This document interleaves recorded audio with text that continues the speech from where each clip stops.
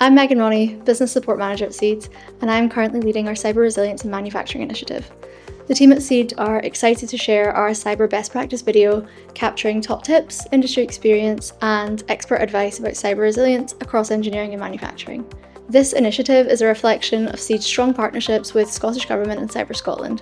They understand the importance of funding organisations like us who bring companies together to discuss relevant topical issues such as cybersecurity. We have hosted a series of events from large-scale webinars to small-scale roundtables to interactive hands-on workshops. With these, our aim is not only to increase awareness, but to support our members to take positive cyber action while connecting to peers over shared challenges.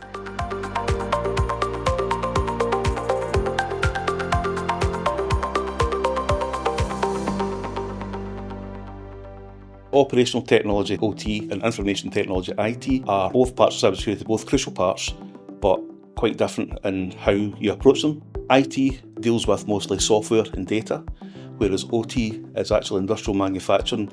The difference being OT touches on real-world controls. It can have access to pumps, valves, other things, robots for example, so it can actually an effect on that can have huge operational and financial consequences, whereas IT tends to be mostly just financial consequences. In the industry, we have many operating systems and many pieces of technology that are 20 plus years old. They might be running a form of Windows 3.1.1 or a form of Windows XP, or they could be running a version of Ubuntu that's 25 years old. If your out-of-date, your unpatched out-of-scope systems need to access your company data, that's more of a problem because everything that's accessing your company data is automatically in scope. OT has a lot of legacy systems where they could be 20 to 30 years old and the systems aren't patchable. They don't implement modern cybersecurity protocols and practices. I think with engineering and manufacturing, it's a bit behind the curve when it comes to technology. So some of the best practices and some of the culture and the mindset pieces doesn't necessarily make its way into the business as early as it should. It can be difficult to find people who are skilled in both the IT side and the OT side. For OT, we need specialists in PLC, SCADA, DCS, industrial protocols, whereas we also need some knowledge of IT, like configuring firewalls and understanding IT standard protocols, TCP, IP, and so on. So if you've got somebody who's going into their 60s, they might be retiring and taking that expertise with them, and the graduates and the apprentices that are coming through might not have the knowledge on how to maintain that. Today we are in an interconnected environment. We've seen a lot of integration of digital technologies into manufacturing, the cyber physical system, IoT, digital twins. These are all things that bring the digital and the physical world of manufacturing together. Previously, one of the issues was the IT systems and the OT systems weren't connected, and now they're generally connecting more. As we do more and more manufacturing, the board level will want more numbers around how many units you've created, what the numbers are like in terms of manufacturing time, for example, and this requires more and more connectivity to the internet. The more connectivity to the internet means that your attack surface is larger, and the larger the attack surface, the more likely you are for a hacker to get in because they have more to aim at. I think with all our devices now, they're all connected to the internet, and this really causes concerns there with working with devices that are connected and always connected to the internet. There's sensors on everything these days. Remote access is one of the significant challenges across OT systems, whereas IT systems are generally tightly controlled. OT access is often maintained by a third party out with the IT infrastructure, so it poses a vulnerability where the OT system is directly connected to the internet and is maybe not secured in the same way as IT systems are, in which case that presents an outside line or outside link directly into the OT system, and that has to be carefully managed. People are important. People are your best resource for cybersecurity and also your weakest point. So constant staff training and updating of people's skills is critical. It's people understanding what cybersecurity is and how them following their own business's cybersecurity protocols is actually really important. Changing passwords, making sure you keep data secure, making sure you only keep the data that you need to keep within your business. That's the type of information that hackers are trying to get access to. Personal information or industry secrets or stuff on a business. Is your entire staff aware that you cannot take a USB and plug it into any system, for example? Or if there is proper network segregation in place, you're not bypassing the network segregation. Staff are also susceptible to what they call phishing attacks, where they can be socially engineered or manipulated into doing something that they wouldn't normally do, which might break procedures and protocols, leading to potential breach. One learning we've got from the phishing attempts on our business is the awareness piece and making sure our people are prepared and can recognise those kind of threats. We got it one time that they've actually hacked into my email account, right? Sent my dad an email from my account, exactly the way I would send him an email. Dad, while I'm away, could you pay this please? Cheers, Jamie. So he's just went, he's obviously forgot to pay that and went to pay it. And luckily enough, the bank caught it, and then I had to go back through and do a full cleanse of all the computers, do a full cleanse of everything else. The experience was mega stressful. What I've seen today in most companies that we have worked with, from large enterprise to small businesses, is first, the awareness that there is potential cyber threat in their supply chains. But more importantly is, this is a continued process. It's not just an event. It's something that has to be built into the entire system, and it has to be maintained. So it's a continuous process. Some of the issues that affect the weighing sector is integrating software. So when we put in the software, it integrates with what they are weighing, and that collects information, how that data is stored and how that data is used. In that transfer, there could be a security issue, and that is where cybersecurity comes in. So if we have that in place, we give the customer peace of mind, because some of our customers have got like 20 sites, and we are linking all these sites together. It is very important to keep them safe by having safe security, and cybersecurity is very important for that. So if you're a manufacturer, you will more than likely have hundreds of vendors that create your supply chain. How do you know that they've got a baseline of cybersecurity? So do they have a baseline of Cyber Essentials or Cyber Essentials Plus or ISO 27001? Because if they don't have that, the attackers might not come directly after you, they might come after your supply chain and then by virtue come to you. I see cyber threats evolving as these scammers or hackers or agents are continually investing in new ways to try and get your data. You need to keep evolving to stop them getting your data. So it's looking at what are the best techniques and the best platforms and the best ways of doing things to try and protect yourself as best you can. One of the key cyber threats of the future is potentially the Internet of Things and additional third-party vendor devices being plugged into the system. That leaves a lot of vulnerabilities that people may not be aware of, hidden vulnerabilities that maybe the IT system or OT management aren't aware of. So with regards to AI in the cybersecurity world, and the kind of question is it a benefit or is it a risk? It can be both, but right now I see it more as a risk than a benefit. The reason I see that is because the hackers and the people that are trying to get your data, they're moving at a much faster pace than most businesses are with regards to AI. So their investment in it, their learning of it and their teaching of it is going much faster than your general business is doing that to protect yourself. If businesses could get on a kind of similar trajectory path and start investing time and effort into it, then it can become a big benefit. But right now, the two are miles away from each other.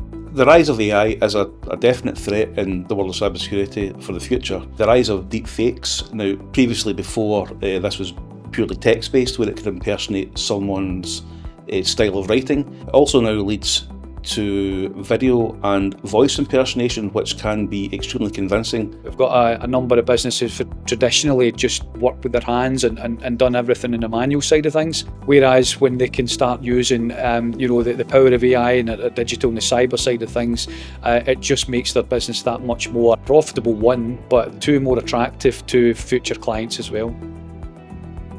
Recently with cybersecurity and resilience, we worked out along with our partners in Scottish Government that the manufacturing and engineering community were probably less vocal about the good things that they're doing and the challenges. I think a little bit of that is not because they're not doing anything, it's just that reticence to talk about it. So as a network and a membership organisation, we've taken it upon ourselves to help unearth some of those really good points and what the challenges might be. CeeD's at the moment are working in partnership with Cyber Scotland to deliver a range of different activity about cyber resilience in the industry, and as part of that we are running a diet of different events, we're doing some case study work, so we're doing quite a lot of different things with companies and industry. I think that's where CeeD come in. We try to shed light on different parts of the topic, different events, but also get different businesses together in the room that have been through different things, because we're not necessarily the experts in the area, but we know a lot of the people who are. So I think cybersecurity can feel massively overwhelming for individual companies or individuals within those companies. And I think events help them share challenges or perceptions around the challenges that they might be facing. So by having conversations, sharing experiences, it just makes it more tangible, more manageable, and something that you can still start to build strategy around. Manufacturing is so critical to Scotland. 50% of our exports come out of the sector, higher value jobs, the R&D, so we really need to make sure that we really support the manufacturing and engineering community. The value, I guess, we have in the membership with CeeD as well, or the partnership with CeeD, would be the ability to put on events that are relevant to today's issues, today's problems that businesses are facing. It's great to work with CeeD as well, also, who are a not-for-profit business, who have a lot of synergies with everything that Ego Labs do. We are there to help the founders, we are there to help the businesses succeed and scale.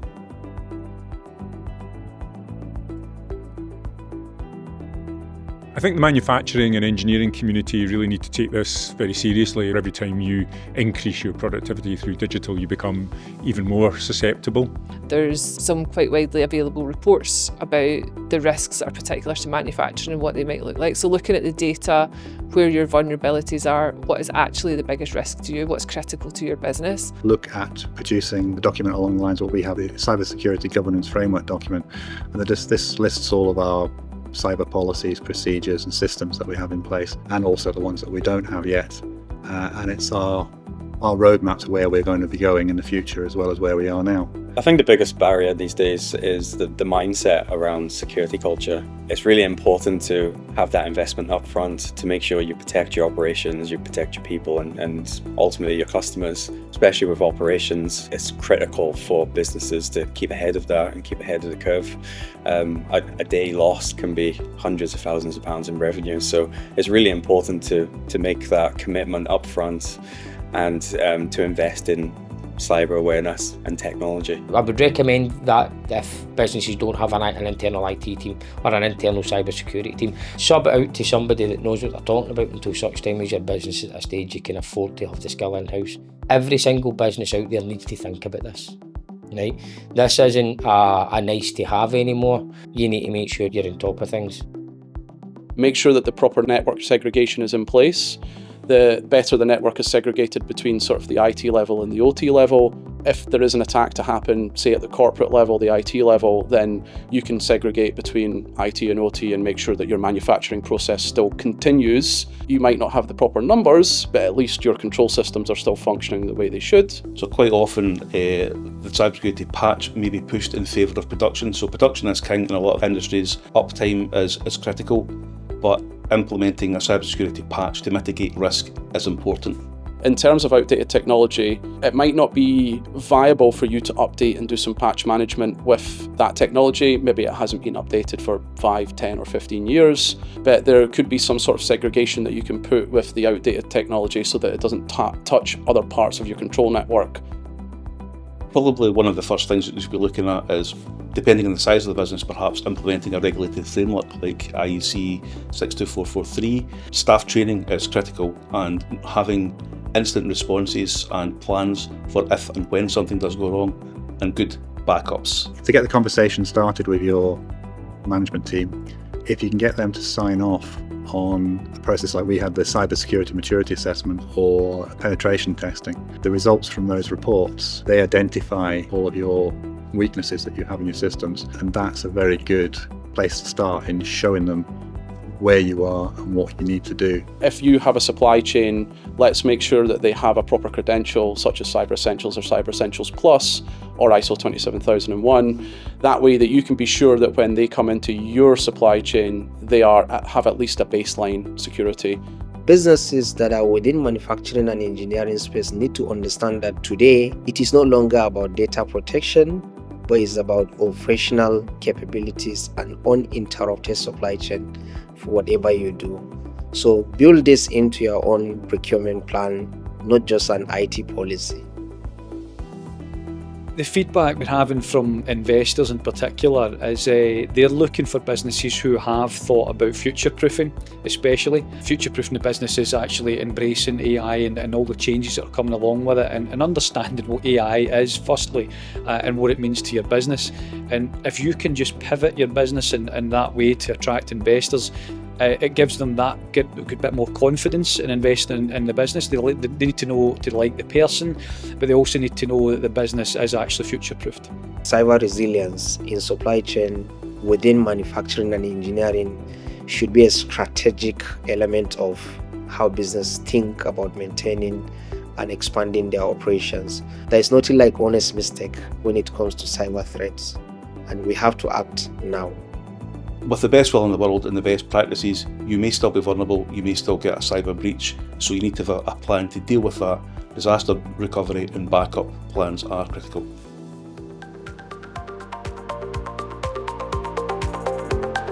As we wrap up, let's take a moment to revisit the key practices that can help manufacturing businesses stay cyber resilient.